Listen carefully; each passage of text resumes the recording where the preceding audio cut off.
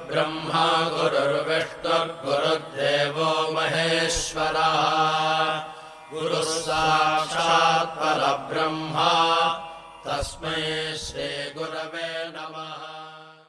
ഓം Shri Sai Ram. Donna, ന്യൂയോർക്കുകാരി, ഒരു criminal കേസിൽപ്പെട്ട് 6 വർഷത്തേക്കുള്ള jail ശിക്ഷ അനുഭവിക്കുന്നു. ജയിലിൽ എത്തും മുമ്പേ ഡോണ സായിബാബയെക്കുറിച്ച് കേട്ടിട്ടുണ്ടായിരുന്നു. ജയിൽവാസ വേളയിൽ അവൾ തൻ്റെ തെറ്റുകളെല്ലാം ഭഗവാനോട് തുറന്നു പറഞ്ഞു മാപ്പപേക്ഷിച്ചു.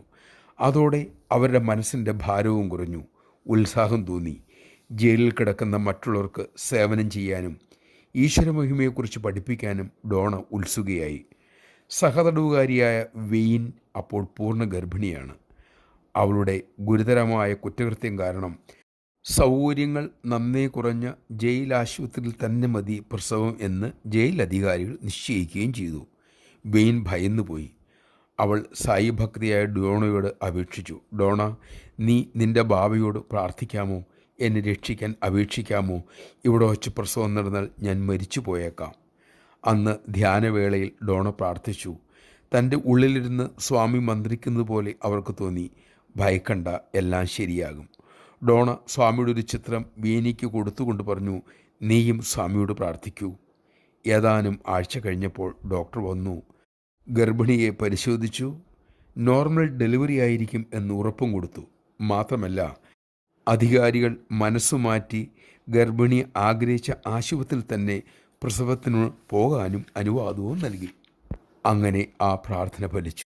അവർ പ്രസവിച്ചു. താമസിയാതെ കുട്ടിയോടൊപ്പം അവർ വീണ്ടും ജയിലിലായി. പിന്നെ വീണ്ടും ഡോണയോട് അഭ്യർത്ഥിച്ചു, കുഞ്ഞുണ്ടായ വിവരം എൻ്റെ ഭർത്താവിനെ എങ്ങനെയെങ്കിലും അറിയിക്കണം. എനിക്ക് വിളിക്കാൻ അവർ അനുവാദം തരില്ല. ഡോണ ഭഗവാനോട് വീണ്ടും പ്രാർത്ഥിച്ചു. സ്വാമി ഉള്ളിലിരുന്ന് അവരോട് ജയിലറെ കാണൂ, ഈ വിവരങ്ങൾ പറയൂ എന്ന് പറയുന്നത് പോലെ അവർക്ക് തോന്നി. ഭഗവത് സ്മരണയോടെ ഡോണ ജയിലധികാരിയെ കണ്ട് വിവരം പറഞ്ഞു. എനിക്ക് ഒരു ഫോൺ വിളിക്കാൻ അനുവാദമുണ്ടല്ലോ, ഞാനത് എൻ്റെ സുഹൃത്ത് വീനിക്ക് കൊടുത്തുകൊള്ളട്ടെ. ജയിലധികാരി പറഞ്ഞു, കൊടുത്തുകൊള്ളൂ. നിങ്ങളുടെ കോൾ വേറെ വിളിക്കുകയും ചെയ്തുകൊള്ളൂ. ജയ് സായിരാം. പലപ്പോഴും ജയിലിലെ ധ്യാനവേളയിൽ സമാധിയിൽ വരെ പ്രവേശിച്ചിട്ടുണ്ട് ഡോണ എന്നത് ചരിത്രം.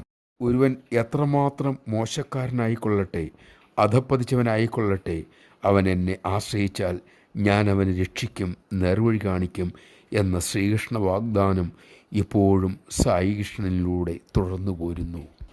ആശ്രയിച്ചാൽ രക്ഷയ്ക്കുള്ള വഴി തുറക്കാതിരിക്കില്ല.